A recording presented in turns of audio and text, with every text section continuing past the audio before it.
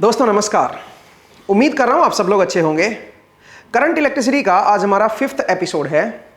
Last episodes में हम Ohm's law को समझ रहे थे। हमने देखा कि अगर हमारे पास कोई कंडक्टिंग रोड है, जैसे कि यहां पे मेरे पास एक एल्यूमिनियम रोड है, इसकी लेंथ है L और इसका क्रॉस सेक्शन एरिया है A, तो अगर मैं इसके क्रॉस पोटेंशियल डिफरेंस अप्लाई करूंगा तो इसके अंदर एक इलेक्ट्रिक फील्ड आ जाएगी, इलेक्ट्रिक फील्ड लाइन सेटअप हो जाएंगी और because of that electric field जो इसके अंदर फ्री इलेक्ट्रॉन्स होंगे उनके ऊपर फोर्स लगेगा और उसकी वजह से इलेक्ट्रॉन्स के पास एक एवरेज वेलोसिटी आएगी जिसको हमने नाम दिया था ड्रिफ्ट वेलोसिटी का, और उसकी वजह से इलेक्ट्रॉन्स आपके मूव करेंगे और उससे करंट बनेगा। ओम्स लॉ कहता है कि जो करंट डेंसिटी होगी, मतलब जो करंट पर यूनिट एरिया जो आएगा, that will be equal to sigma E, J equal to sigma E. This sigma is known as conductivity and E is applied electric field. अब ये जो फॉर्म है J equal to sigma E, this is called point form, क्योंकि आप ये किसी भी point पे भी आप इसको अप्लाई कर सकते हो। ओम्स लॉ को हमने एक और तरीके से भी डिफाइन किया था, और वो ये था कि जब भी हम इस रोड के अक्रॉस पोटेंशियल डिफरेंस अप्लाई करेंगे तो इसके थ्रू एक करंट स्टार्ट होगा, इलेक्ट्रॉन्स फ्लो होंगे, उससे करंट बनेगा and that current will be proportional to that potential difference. And जो प्रोपोर्शनैलिटी कांस्टेंट है दैट इज 1/r। तो आप ये कह सकते हो I will be equal to V/R. This V is potential difference and this R is known as resistance of this conducting road.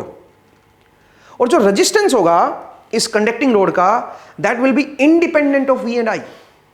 अगर आपने इसकी length fix कर दी है, इसका material आपका fixed है और इसका अगर cross section area जो है वो भी अगर fixed है, तो इसका resistance fix रहेगा, वो depend नहीं करेगा V और I पे, क्योंकि इसका resistance fix है। चाहे आप इसमें potential difference apply करो या ना करो, रेजिस्टेंस इसका फिक्स रहेगा। तो अगर आपने इसके क्रॉस पोटेंशियल डिफरेंस अप्लाई किया दोनों टर्मिनल पे, पोटेंशियल डिफरेंस अगर अप्लाई कराओगे तो जो करंट आएगा वो इतना आएगा सच दैट जो रेशियो हो V और I का वो R के बराबर आए। इसका मतलब R डिपेंड नहीं कर रहा V और I पे, ठीक है? इस चीज को आप समझिएगा। दूसरा हमने देखा कि यहां पे जो करंट है दैट इज V/R। R क्योंकि फिक्स्ड है, तो अगर मैं वोल्टेज को डबल कर दूं, पोटेंशियल डिफरेंस को डबल कर दूंगा, तो इसका मतलब करंट भी डबल होना चाहिए इस रिलेशन के हिसाब से। ओम्स लॉ यही कह रहा है कि अगर आप वोल्टेज को डबल करोगे तो करंट भी आपका डबल हो जाएगा, बट कंडीशन ये है कि आपकी जो इलेक्ट्रिक फील्ड है वो ज्यादा स्ट्रॉन्ग नहीं होनी चाहिए। अगर आपने स्ट्रॉन्ग इलेक्ट्रिक फील्ड अप्लाई कर दी तो फिर आपका ओम्स लॉ वायलेट कर जाएगा। तो चलिए अब इसी चीज को वेरीफाई करते हैं। उसके लिए हमारे पास एक एक्सपेरिमेंट सेटअप है, मैं आपको पहले सेटअप समझा देता हूं, उसके बाद इस एक्सपेरिमेंट को परफॉर्म करते हैं। यहां पे हमारे पास एक एल्यूमिनियम रोड है और इसकी जो लेंथ है वो 1.25 सेंटीमीटर है। इसका क्रॉस सेक्शन एरिया फिक्स्ड है और मटेरियल जो है वो एल्यूमिनियम है, तो इसका मतलब इसका जो रेजिस्टेंस है वो आपका फिक्स रहेगा। ρL/A करके आप रेजिस्टेंस कैलकुलेट कर सकते हो। थोड़ा बहुत जो है लेंथ मेजरमेंट में वेरिएशन रहेगा, तो एरर हर मेजरमेंट में रहता है, ठीक है? तो यहां पे इसका जो रेजिस्टेंस है वो फिक्स्ड है। अब हम इसके अक्रॉस पोटेंशियल डिफरेंस अप्लाई करेंगे और उस पोटेंशियल डिफरेंस को चेक करने के लिए हमने एक मीटर का इस्तेमाल किया हुआ है। यहां पे आप पोटेंशियल डिफरेंस की रीडिंग ले सकते हो, उसकी वैल्यू को चेक कर सकते हो। इसके थ्रू जो करंट आएगा, because according to Ohm's law अगर आप पोटेंशियल डिफरेंस इसके अक्रॉस अप्लाई करोगे तो जो करंट होगा that will be proportional to potential difference, और उसकी जो वैल्यू आएगी करंट की वो आएगी V/R, potential difference upon resistance.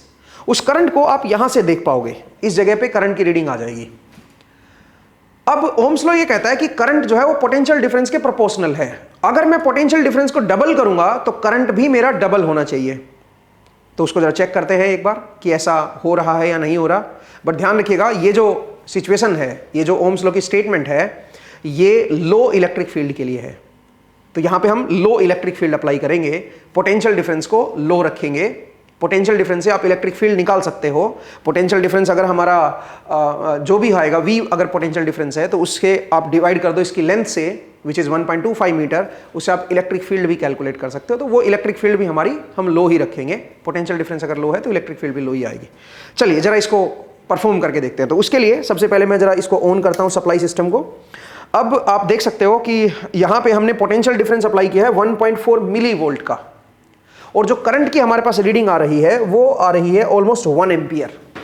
1 ampere current flow कर रहा है 1.4 मिली वोल्ट अप्लाई करने से। इसका मतलब इसका जो रेजिस्टेंस है वो 1.4 मिली ओम का है, ठीक है।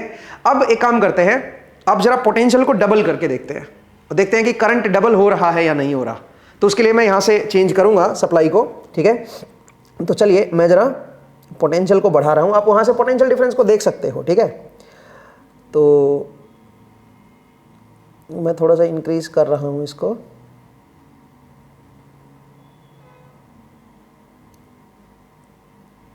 ओके।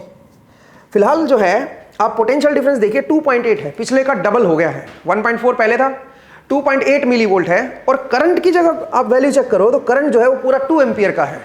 इसका मतलब करंट भी डबल हो गया है।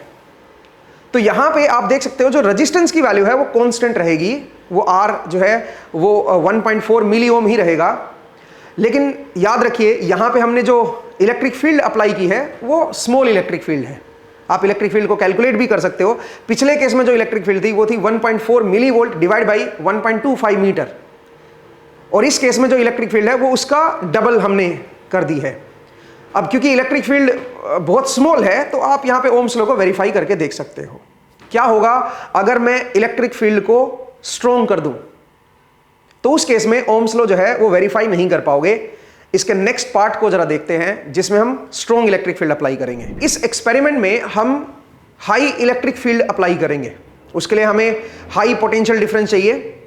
पिछले केस में आपने देखा कि हम मिली वोल्ट्स में अप्लाई कर रहे थे, उससे इलेक्ट्रिक फील्ड लाइन ज्यादा स्ट्रॉन्ग नहीं बन रही थी कंडक्टर के अंदर। इस बार हम पोटेंशियल डिफरेंस को ज्यादा थोड़ा सा हाई अप्लाई करेंगे। यहां पे मेरे पास एक बल्ब है, बल्ब के अंदर एक मेटालिक फिलामेंट लगा होता है।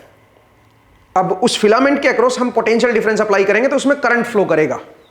अब उस पोटेंशियल डिफरेंस को और करंट को मेजर करने के लिए हमारे पास मेजरिंग डिवाइस है। यहां पे हम पोटेंशियल एंड करंट दोनों को देख सकते हैं। दूसरा, ये जो हमारे पास सिस्टम लगा हुआ है ये वेरिएबल सप्लाई सिस्टम है। इससे हम पोटेंशियल को वेरी कर सकते हैं, पोटेंशियल डिफरेंस को। इसका नाम ऑटो ट्रांसफॉर्मर है। तो ऑटो ट्रांसफॉर्मर की हेल्प से हम वोल्टेज को अलग अलग सप्लाई कर सकते हैं। पिछली बार जो हमने सप्लाई सिस्टम लगाया हुआ था उसकी एक लिमिट थी, वो 30 वोल्ट तक ही हमें दे पा रहा था, जबकि यहां पे हम करीबन 250-300 वोल्ट तक ले सकते हैं। तो चलिए अब जरा इस एक्सपेरिमेंट को परफॉर्म करते हैं और जरा इसको देखते हैं कि ओम्स लॉ जो है वो स्टिल वैलिड है या नहीं है। हम पहले केस में 100 वोल्ट अप्लाई करके देखेंगे कि कितना करंट है, 100 वोल्ट पे बल्ब कितना करंट ले रहा है। तो वोल्टेज और करंट की हेल्प से हम रेजिस्टेंस को कैलकुलेट कर लेंगे। अब फिर हम अगेन वोल्टेज को डबल करेंगे जैसा कि हमने पिछले एक्सपेरिमेंट में किया था, और फिर से हम करंट को रीड करेंगे और देखते हैं कि करंट जो है वो डबल होता है या नहीं होता है। तो चलिए इसको जरा परफॉर्म करते हैं एंड ओम्स लॉ को एक बार चेक करके देखते हैं कि यहां पे वैलिड है या नहीं है। तो चलिए दोस्तों, अब जरा मैं सप्लाई को ऑन करता हूं एंड जरा रीडिंग को चेक करते हैं। तो यहां से मेरी सप्लाई ऑन हो गई है। अब मैं धीरे धीरे वोल्टेज को इंक्रीज कर रहा हूं यहां पे। तो आप जरा बल्ब की ब्राइटनेस को भी देखिएगा, जैसे जैसे वोल्टेज इंक्रीज होती जाएगी बल्ब जो है वो ब्राइट होता चला जाएगा। ये जो हमारा इंस्ट्रूमेंट है ये 90 वोल्ट के बाद रीडिंग देना स्टार्ट करता है, ठीक है। तो मेरे ख्याल से अभी वोल्टेज मैं जरा चेक करता हूँ, 96, 97, 98 एंड ऑलमोस्ट ये जो है मैं 101.6, 101.5 पे ले आता हूँ। तो यहाँ पे फिलहाल आप देखिए वोल्टेज जो है वो हमें यहाँ से मिल जाएगी और करंट हमें यहाँ से मिलेगा। जो टॉप जो रीडिंग है वो पावर की रीडिंग है, उसको आप आगे चल के पढ़ोगे, फिलहाल उसको आप इग्नोर करें। तो वोल्टेज जो है वो आपका ऑलमोस्ट 101 वोल्ट है और करंट को भी आप यहाँ पे रीड कर सकते हो। तो मैं चाहूंगा कि वोल्टेज और करंट की हेल्प से मैं रेजिस्टेंस को कैलकुलेट करूं। तो सुनील जी मुझे बताइए वोल्टेज कितना दिखा रहा है यहाँ पे? 101.1 एंड करंट जो है 0.17। तो इससे जब आप रेजिस्टेंस निकालते हो तो वो है 594.7। यहां पे वोल्टेज फ्लक्चुएट होता रहेगा हल्का फुल्का, करंट भी हल्का फुल्का फ्लक्चुएट होता रहेगा, बिकॉज ये पीछे से सप्लाई जो है वो चेंज हो रही है। तो फिलहाल खैर रेजिस्टेंस की जो वैल्यू है वो 594.7 ओम है। अब हम वोल्टेज को डबल करेंगे, मतलब फिलहाल 101.5 या 101.1 वोल्ट जो है इसको हमें 202.2 वोल्ट करना है। इसको डबल करते हैं और देखते हैं कि करंट भी डबल होता है या नहीं होता है। तो चलिए मैं जरा वोल्टेज को इंक्रीज कर रहा हूं। आई होप आप रेडी होंगे। तो सुनील जी मुझे बताइएगा जब ये डबल हो जाए, हालांकि मैं भी थोड़ा देख रहा हूं इसको। ओके, यहाँ पे 202, 203 थोड़ा सा कम करता हूँ। ओके, ऑलमोस्ट 203 के राउंड है, ठीक है, 203। एंड करंट की वैल्यू बताइए 0.24, जबकि करंट पिछले में 0.17 था। तो जब आप वोल्टेज को डबल कर रहे हो, इवन डबल से भी थोड़ा सा ज्यादा ही है, करंट तो डबल नहीं हो रहा, करंट आपका 0.24 पे ही रह गया।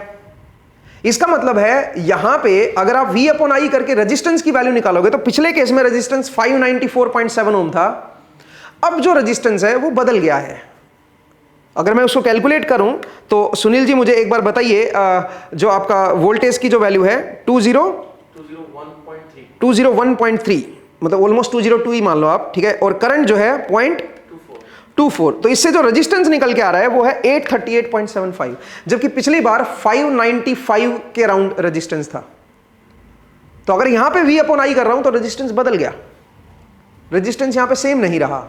इसका मतलब जो ओम्स लॉ है उसके हिसाब से अगर हम देखें तो रेजिस्टेंस आपका कांस्टेंट है, वोल्टेज को डबल करोगे तो करंट भी डबल होना चाहिए था। अब क्योंकि यहां पे रेजिस्टेंस कांस्टेंट नहीं है तो वोल्टेज को डबल करने से करंट डबल नहीं हो रहा। तो यहां पे आप ओम्स लॉ को वेरीफाई नहीं कर सकते हो। यहां पे आप ये कहोगे कि अगर स्ट्रॉन्ग इलेक्ट्रिक फील्ड में अप्लाई करूंगा, क्योंकि यहां पे पोटेंशियल डिफरेंस काफी ज्यादा है, और पोटेंशियल डिफरेंस काफी ज्यादा होने की वजह से इलेक्ट्रिक फील्ड भी जो वायर के अंदर सेटअप हुई है वो भी हाई अमाउंट की है, और उसकी वजह से क्या दिक्कत आई है, उसकी वजह से रेजिस्टेंस जो है वो आपका कांस्टेंट नहीं रहा। आप बोलोगे सर ऐसा क्या बदला जिससे आपका रेजिस्टेंस चेंज हो गया? देखिए, जब आप हाई इलेक्ट्रिक फील्ड अप्लाई करते हो तो उससे आपका जो मेटल जो है उसके अंदर इलेक्ट्रॉन की जो स्कैटरिंग है वो बढ़ जाती है, आपका जो रिलैक्सेशन टाइम है वो कम हो जाता है। आप बोलोगे सर ऐसा क्यों होता है? बिकॉज जब आप पोटेंशियल डिफरेंस हाई अप्लाई करते हो तो उससे टेम्परेचर में भी राइज होता है मेटल के स्कैटरिंग की वजह से। जब वो इलेक्ट्रॉन टकराना शुरू करता है तो एक तरह से आपका जो एटम के साथ टकराता है उससे जो एनर्जी ट्रांसफर होता है, और उसकी वजह से जो टेम्परेचर है वो राइज करता है। टेम्परेचर राइज करने की वजह से जो उसके आयंस होते हैं उनमें थर्मल एजिटेशन और बढ़ जाता है, थर्मल वाइब्रेशन और बढ़ जाते हैं। तो एक तरह से आप ये समझिए कि थर्मल वाइब्रेशन के बढ़ने की वजह से स्कैटरिंग टाइम जो है वो आपका रिड्यूस हो जाता है। रिलैक्सेशन टाइम, जो average time between two successive collision था, जो पिछले एक्सपेरिमेंट में आपने देखा था, उसके कंपैरिजन में ये जो एक्सपेरिमेंट है इसमें average time between two successive collision जो है वो आपका काफी रिड्यूस हो गया है। जैसे जैसे आप वोल्टेज को ज्यादा बढ़ाते जाओगे जो रिलैक्सेशन टाइम है वो आपका रिड्यूस होता चला जाएगा, एंड बिकॉज ऑफ दैट आपका जो रेजिस्टेंस है वो बढ़ जाता है, वो कांस्टेंट नहीं रह पाता। और क्योंकि रेजिस्टेंस कांस्टेंट नहीं रह पाता तो V और I की जो रिलेशन है, जब आप वोल्टेज को डबल करोगे तो करंट जो है वो डबल नहीं होगा। तो आप इसको दूसरे सेंस में ये कह सकते हो कि रेजिस्टेंस बदलने का जो कारण है वो टेम्परेचर राइज है।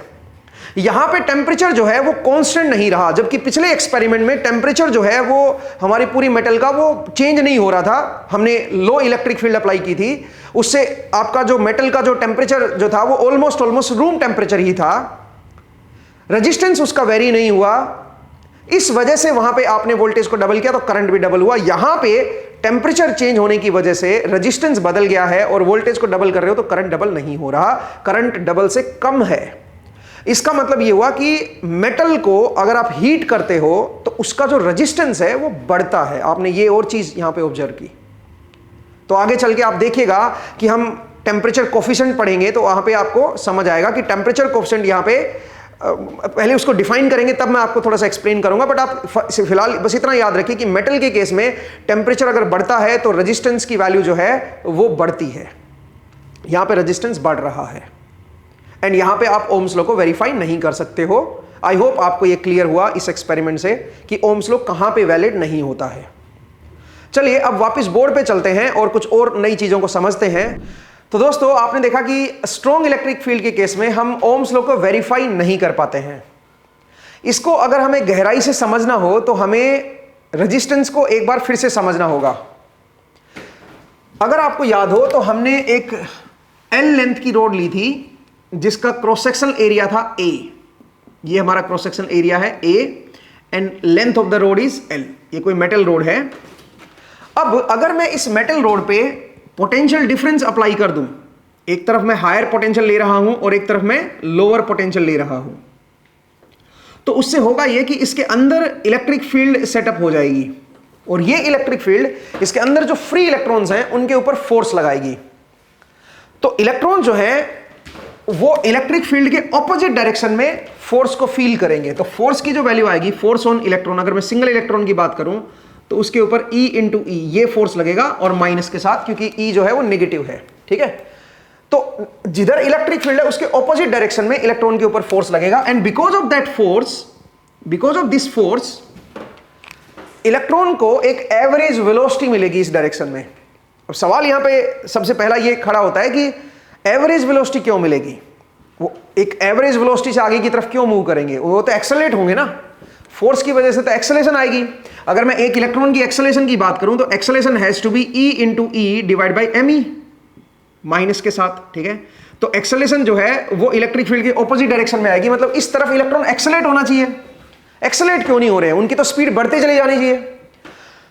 तो उसके लिए आप ये समझिए, जब हमने एक टर्मिनल वेलोसिटी का एक कंसेप्ट आपको समझाया था, तो वहां पे एक कंसेप्ट हमने सीखा था, और वो कंसेप्ट क्या था, सोचिए कोई फ्लूइड है और उस फ्लूइड के अंदर हम कोई पार्टिकल को ड्रॉप कर रहे हैं जिसका अपना कोई मास है m।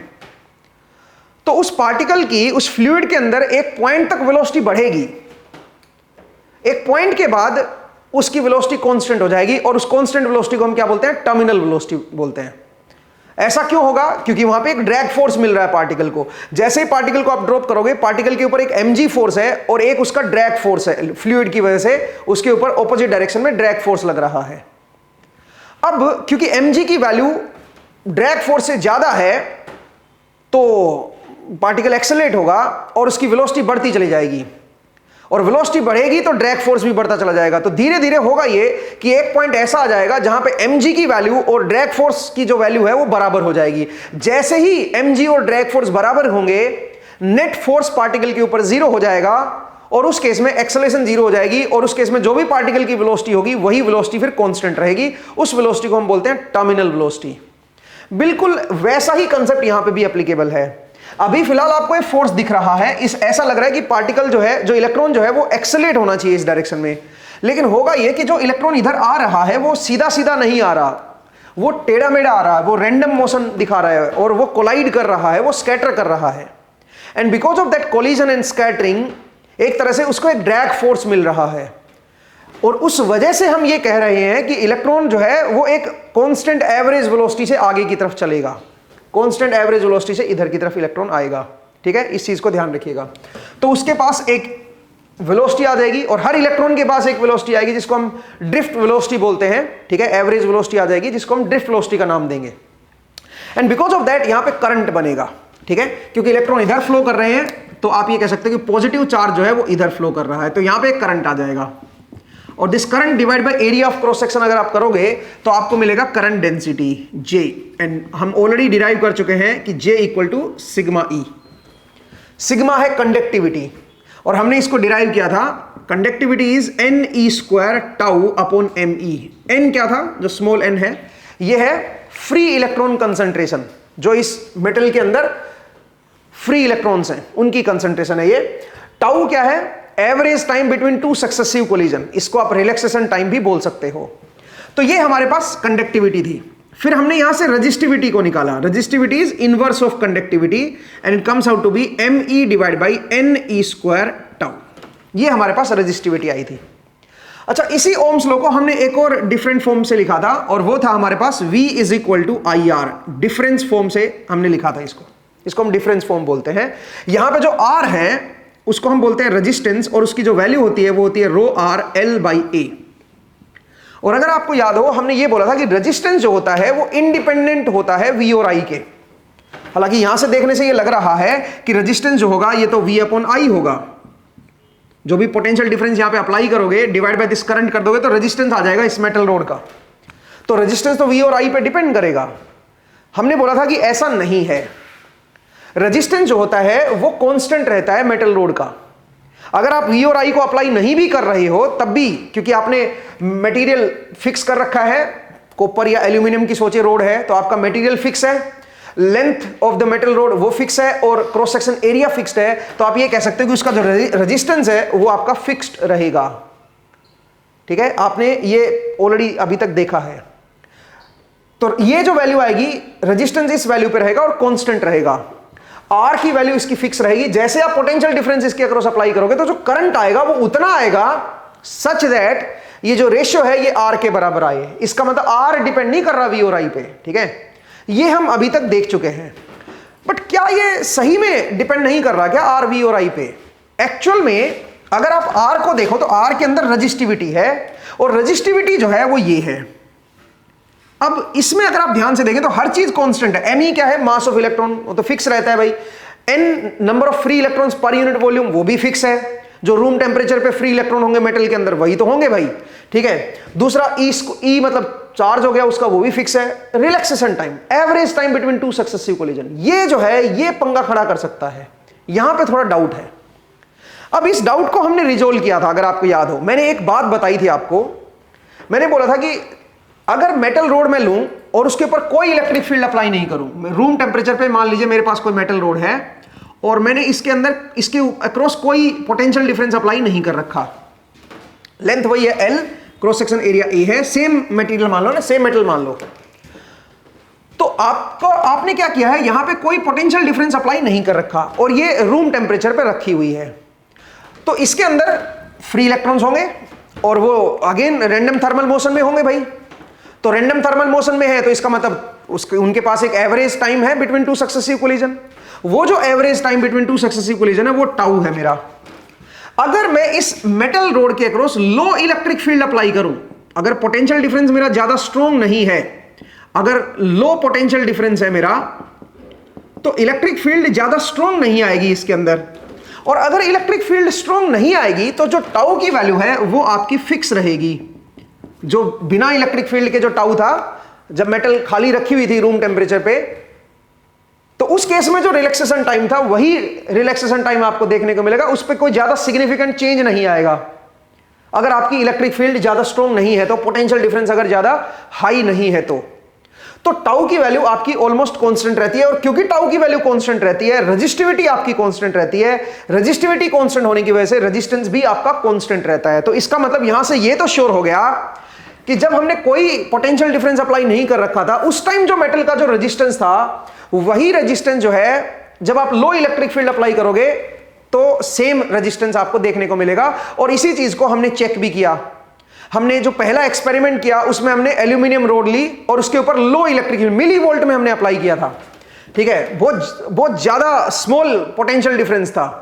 उसकी वजह से जो इलेक्ट्रिक फील्ड सेटअप हुई वो ज्यादा स्ट्रॉन्ग नहीं हुई और आपका जो average time between two successive collision था वो ज्यादा बदला नहीं। उसकी वजह से जो रेजिस्टेंस की वैल्यू थी वो चेंज नहीं हो रही थी। आपने वोल्टेज को डबल भी किया था तो भी आपने देखा था कि भाई आपका जो रेजिस्टेंस है वो आपका उतना ही रहता है, कांस्टेंट रहता है। इस रिलेशन को आपने वेरीफाई किया था। जब आप वोल्टेज को डबल कर रहे थे, करंट भी डबल हो रहा था, आर की वैल्यू जो है वो फिक्स थी, ठीक है। लेकिन जब आप यहां पे स्ट्रॉन्ग इलेक्ट्रिक फील्ड अप्लाई करते हो, जब आपकी ये पोटेंशियल डिफरेंस हाई हो जाता है, तो उस केस में क्या दिक्कत आती है? उस केस में ये जो रिलैक्सेशन टाइम है ये आपका कम हो जाता है। क्यों कम होता है? क्योंकि आप सोचिए हाई इलेक्ट्रिक फील्ड है, हाई इलेक्ट्रिक फील्ड है तो फोर्स भी तो बहुत ज्यादा हाई होगा ना इलेक्ट्रॉन्स के ऊपर। उससे जो एवरेज वेलोसिटी जो मिलेगी इलेक्ट्रॉन्स को, ड्रिफ्ट वेलोसिटी जो मिलेगी, वो कंपेरेबल होगी उसकी थर्मल वेलोसिटी के। और उससे क्या दिक्कत आती है? उससे आपका जो average time between two successive collision जो है वो रिड्यूस होता है। और वो रिड्यूस होने की वजह से आपकी जो रेजिस्टिविटी है वो बढ़ जाती है और रेजिस्टेंस भी बढ़ जाता है। मेटल के केस बता रहा हूं भाई मैं आपको। तो इसका मतलब मेटल के केस में अगर आपने हाई पोटेंशियल डिफरेंस कर दिया तो आपका जो टाउ है वो अब आपका रिड्यूस होगा, और टाउ अगर रिड्यूस होगा तो आर की वैल्यू जो है वो अब आपकी इंक्रीज होना स्टार्ट हो जाएगी। आर जो है वो अब इंडिपेंडेंट नहीं रहा। हाई इलेक्ट्रिक फील्ड पे रेजिस्टेंस की जो वैल्यू होगी वो डिपेंड करेगी इलेक्ट्रिक फील्ड के ऊपर या पोटेंशियल डिफरेंस के ऊपर। इसका मतलब आर इंडिपेंडेंट नहीं रहा वी और आई पे, ठीक है, फॉर हाई इलेक्ट्रिक फील्ड। इसी चीज को कुछ लोग टेम्परेचर की टर्म्स में भी बोलते हैं। कुछ लोग ये बोलते हैं कि रेजिस्टेंस जो है वो टेम्परेचर का फंक्शन है। जरा देखिए इस चीज को भी जरा समझते हैं कि रेजिस्टेंस टेम्परेचर का फंक्शन जो है वो मतलब ये सेम बात है। इसी बात को आप दूसरे सेंस में बोल सकते हो कि रेजिस्टेंस जो है वो टेम्परेचर का फंक्शन है। असल में हाई इलेक्ट्रिक फील्ड जब आप अप्लाई करते हो तो मेटल का टेम्परेचर भी राइज होता है। टेम्परेचर क्यों राइज होता है? वो भी इसी की वजह से राइज होता है, टाउ की वजह से। इसका मतलब अल्टीमेटली वो जो आप टेम्परेचर की बात से जब आप रेजिस्टेंस को एक्सप्लेन करते हो वो अल्टीमेटली इसी पॉइंट पे आके मर्ज करती है। तो ये वही बात है जिसको आप टेम्परेचर की टर्म्स में भी आप एक्सप्लेन कर सकते हो। जरा देखिए कैसे। सबसे पहले तो आप ये समझिए कि किसी भी बॉडी का जो टेम्परेचर है वो क्यों बढ़ता है। टेम्परेचर बढ़ने का कारण क्या होता है? सोचिए आपकी बॉडी का टेम्परेचर राइज हो रहा है। ऐसा कब होता है? जब आपके अंदर हीट का जो हीट पैदा हो रही है वो आपकी बॉडी से निकल नहीं पा रही हो, तो उस केस में क्या होगा? आपका टेम्परेचर बढ़ता चला जाएगा।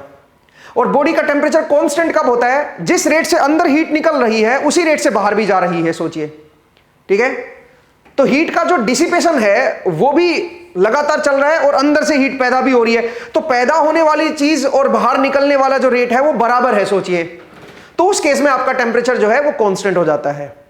टेम्परेचर बढ़ने का कारण ही ये होता है कि अंदर जो हीट पैदा हो रही है वो बहुत फास्ट रेट से हो रही है, निकल नहीं रही हो हीट, तो इसलिए टेम्परेचर बढ़ता चला जाएगा। कब तक बढ़ता रहेगा? जब तक पैदा होने की रेट और निकलने की रेट बराबर ना हो जाए। ठीक है, बस ये चीज आप समझिए। तो अब जरा देखिए, जब आप लो इलेक्ट्रिक फील्ड अप्लाई करते हो ना, ये मेरे पास मेटल रोड है और जब आपने लो इलेक्ट्रिक फील्ड अप्लाई की तब भी ये हीट अप तो होती है। यहां पे आपका लो पोटेंशियल डिफरेंस है। लो पोटेंशियल डिफरेंस अप्लाई करोगे तो यहां पे आपका करंट आना स्टार्ट करेगा, इलेक्ट्रॉन आपके इस तरफ आएंगे, इलेक्ट्रिक फील्ड आपकी इस तरफ सेट हो जाएगी। ठीक है, तो क्योंकि आपका पोटेंशियल डिफरेंस लो है, उससे ये होगा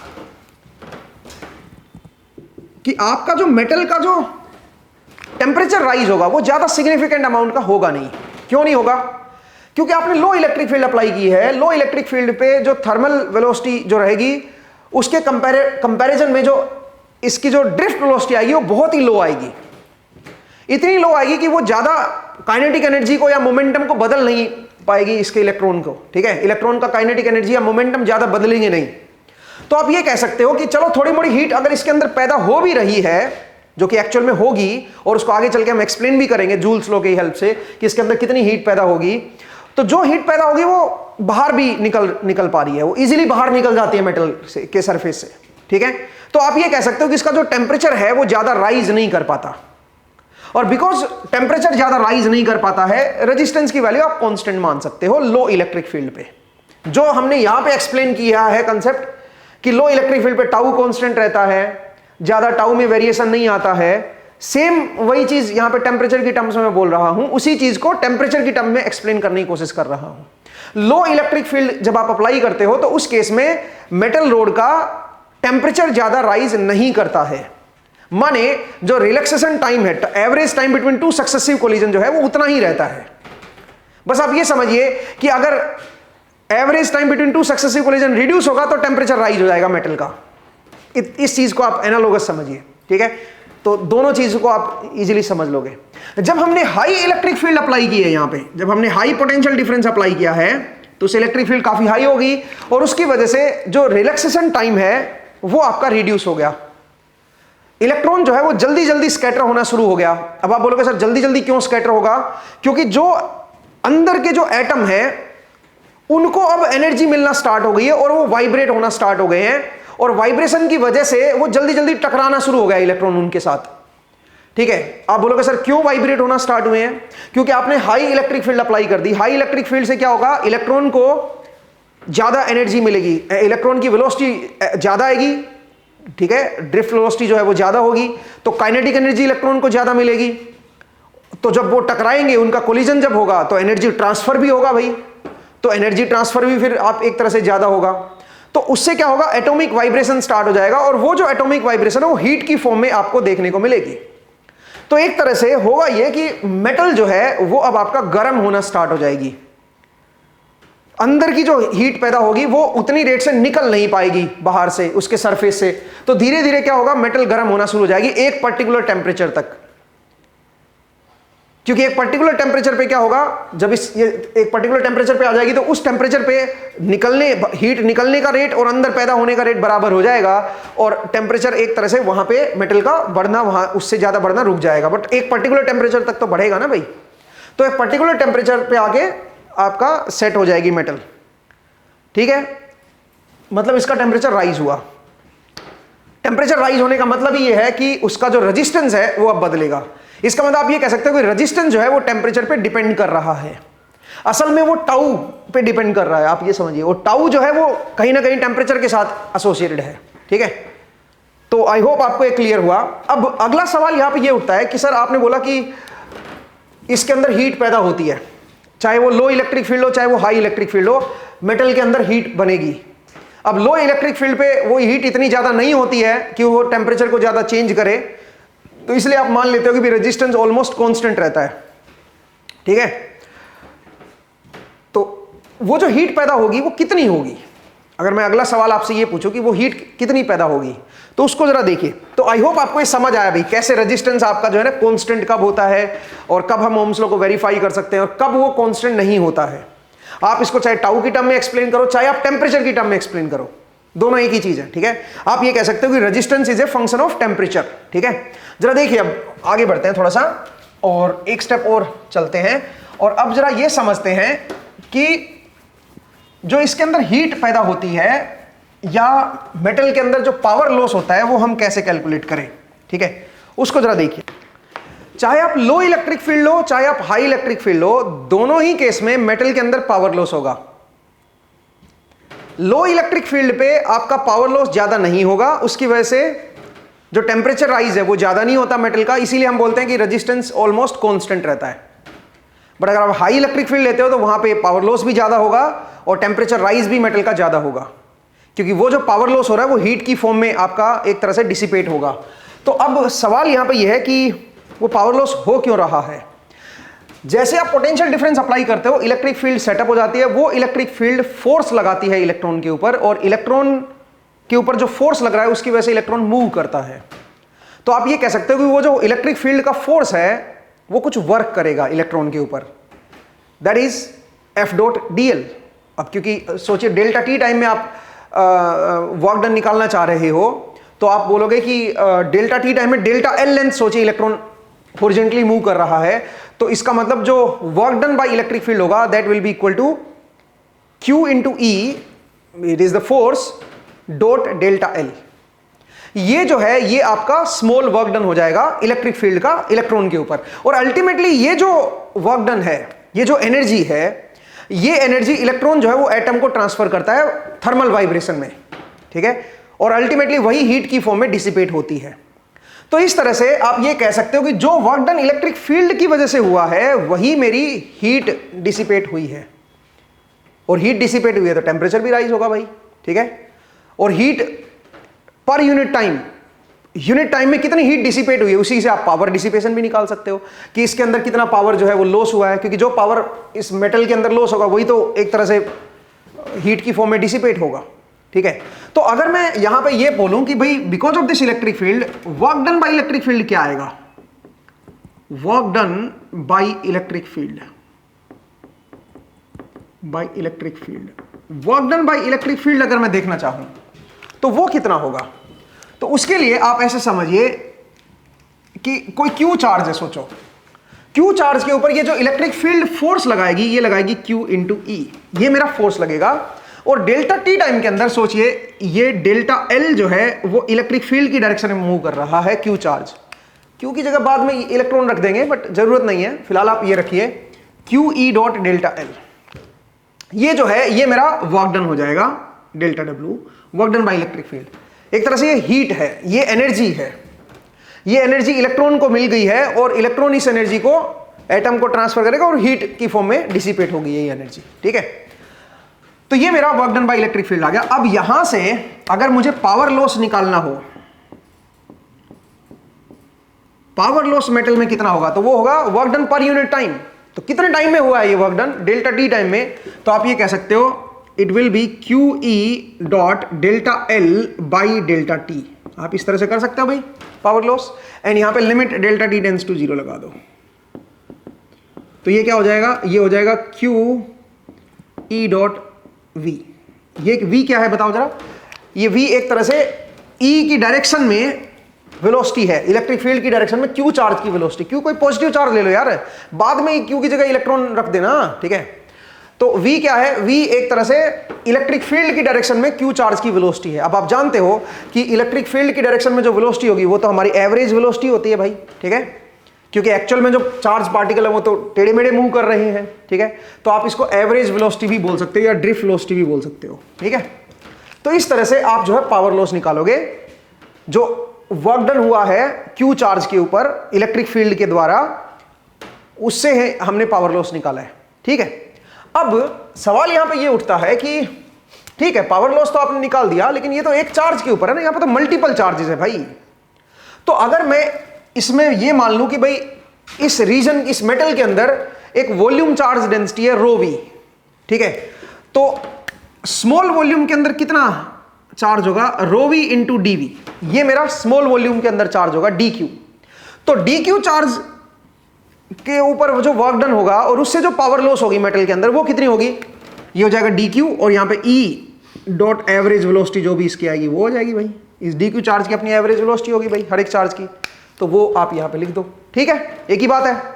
तो ये मेरा क्या होगा, ये मेरा पावर लॉस हो जाएगा, डीपी लिख देता हूं मैं इसको, स्मॉल पावर लॉस, ठीक है, because of this D Q charge इतना पावर लॉस होगा मेटल के अंदर। अब यहां पे अगर मैं इसको ध्यान से रखूं, ध्यान से देखूं, तो ये बनेगा E dot rho V into average velocity and DV, ये बन जाएगा मेरा डीपी। अब डीवी को नीचे ले आओ, तो DP by DV power loss per unit volume, it will be equal to E dot J, E dot J आप इस तरह से लिख सकते हो। ये ई बन गया और ये करंट डेंसिटी बन गया भाई, ठीक है। तो इसका मतलब इसको हम बोलेंगे power density, this is known as power density, ये बनेगी हमारे पास power density, power loss per unit volume, ठीक है। यूनिट वॉल्यूम में कितना पावर लॉस होगा वो ये होगा, ठीक है, इसको आप पावर डेंसिटी भी बोल सकते हो। तो मुझे पता लगा यूनिट वॉल्यूम के अंदर कितना पावर लॉस होगा, और ई और जे की डायरेक्शन सेम ही है भाई, ठीक है, इलेक्ट्रिक फील्ड और करंट डेंसिटी जो है वो सेम ही डायरेक्शन में होती है। तो आप जो है इस डॉट प्रोडक्ट को ई इंटू जे भी लिख सकते हो सीधा, मैग्नीट्यूड ले लो बस, कोई दिक्कत नहीं है, ठीक है ना।